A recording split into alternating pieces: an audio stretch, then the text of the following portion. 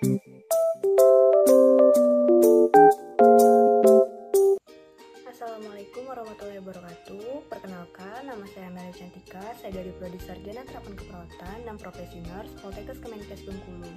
Baiklah, pada video kali ini saya akan membahas tentang konsep dasar dari gangguan isolasi sosial pada pasien dengan gangguan kesehatan jiwa. Selamat menyaksikan videonya.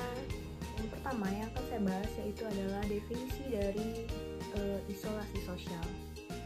Apa itu isolasi sosial? Teman-teman bisa lihat pengertian di samping. Isolasi sosial adalah keadaan di mana individu ini mengalami penurunan atau bahkan sama sekali tidak mampu berinteraksi dengan orang lain di sekitarnya. Terus ada juga pengertian yang mengatakan bahwa isolasi sosial ini merupakan kesepian yang dialami oleh individu dan juga dirasakan saat didorong oleh keberadaan orang lain sebagai pernyataan negatif atau mengancam. Jadi teman-teman sekalian, dapat kita simpulkan bahwa isolasi sosial tersebut merupakan keadaan seseorang yang mengalami penurunan bahkan sama sekali tidak mampu berinteraksi dengan orang lain. Jadi hal ini bisa disebabkan karena mungkin merasa ditolak, merasa kesepian, ataupun juga tidak mampu menjalin hubungan yang baik antar sesama manusia. Selanjutnya, ada etiologi atau penyebab dari gangguan isolasi sosial. Terjadinya gangguan ini dapat dipengaruhi oleh faktor predisposisi, diantaranya ada perkembangan sosial dan juga budaya. Seperti halnya, kegagalan dapat mengakibatkan individu ini tidak percaya diri, tidak percaya orang lain, ragu, takut, pesimis, dan juga merasa putus asa terhadap orang lain. Dan ini menimbulkan perilaku seseorang ini dapat merasa kesepian dan juga tertekan, dan membuat orang tersebut yang mengalami gangguan isolasi sosial ini menghindar dari orang lain dan sulit untuk berinteraksi dengan orang lain. Selanjutnya, untuk patopsikologi dari gangguan isolasi sosial ini adapun yaitu perasaan tidak berharga menyebabkan klien ini semakin sulit dalam mengembangkan hubungan dengan orang lain. Akibatnya, klien menjadi regresi atau mundur, mengalami penurunan dalam aktivitas dan juga dalam keterampilannya merawat dirinya. Atau bisa dikatakan juga orang dengan gangguan isolasi sosial ini berpotensi untuk mengalami defisit perawatan diri. Nah, teman-teman sekalian, selanjutnya ada beberapa proses terjadinya masalah pada gangguan isolasi sosial. Yang pertama itu ada pada gangguan tugas perkembangan pada pola asuh keluarga. Biasanya pada anak yang kelahirannya tidak dikehendaki seperti akibat kegagalan KB, hamil di luar nikah, jenis kelamin tidak diinginkan, bentuk fisik kurang menawan. Ini menyebabkan anak tersebut berpotensi untuk mengalami gangguan isolasi sosial. Yang kedua yaitu ada coping individu tidak efektif. Misalnya saat individu ini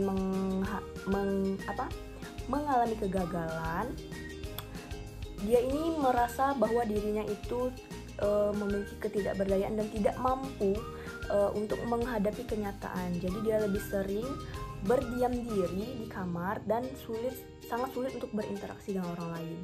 Selanjutnya ada stres internal dan eksternal. Misalnya terjadi akibat ansietas atau kecemasan berkepanjangan bersamaan dengan keterbatasan individu ini untuk mengatasi. Jadi individu ini tidak mempunyai kemampuan untuk mengatasi stres yang datang pada dirinya dan menyebabkan dia mengalami kesulitan untuk berinteraksi dengan orang lain, merasa cemas, merasa takut, dan hanya ingin mengurung dirinya di kamar. Nah, teman-teman sekalian, selanjutnya saya akan membahas manifestasi klinis atau tanda dan gejala yang bisa kita lihat pada pasien yang kemungkinan mengalami gangguan isolasi sosial. Yang pertama, untuk gejala subjektifnya, klien ini menceritakan perasaan kesepian, menceritakan perasaan rasa takut. Selanjutnya, klien ini merasa tidak aman berada dengan orang lain. Selanjutnya ada respon verbalnya kurang dan sangat singkat, dan biasanya orang dengan gangguan isolasi sosial ini sama sekali tidak ingin berbicara dan hanya menutup diri di kamar. Selanjutnya untuk gejala objektif yaitu tampak klien ini diam dan tidak mau berbicara, selanjutnya tidak mau mengikuti kegiatan, selanjutnya mengurung diri di kamar, menyendiri, tidak mau berinteraksi, kontak matanya kurang, selanjutnya klien menyendiri dan tidak ekspresinya datar dan juga dangkal. Nah, yang terakhir yang akan saya bahas pada konsep dasar dari gangguan isolasi sosial ini adalah komplikasi. Ada beberapa komplikasi yang paling memungkinkan atau yang paling pasti akan terjadi pada orang dengan gangguan isolasi sosial bila tidak ditangani dengan baik, yaitu adalah terjadinya defisit perawatan diri. Mengapa bisa terjadi defisit perawatan diri? Dikarenakan orang dengan gangguan isolasi sosial ini biasanya dia lebih banyak menghabiskan waktu di kamar dengan merenung, tidak ingin berbicara, tidak mempunyai semangat dalam melakukan aktivitas sehari-harinya termasuk dalam perawatan dirinya. Jadi orang dengan gangguan isolasi sosial ini biasanya nanti akan malas untuk mandi, malas untuk merapikan bajunya, malas untuk menyisir rambut, dan itu akan berkomplikasi pada defisit perawatan diri. Baiklah teman-teman sekalian, itulah tadi video singkat dari saya tentang konsep dasar dari gangguan isolasi sosial.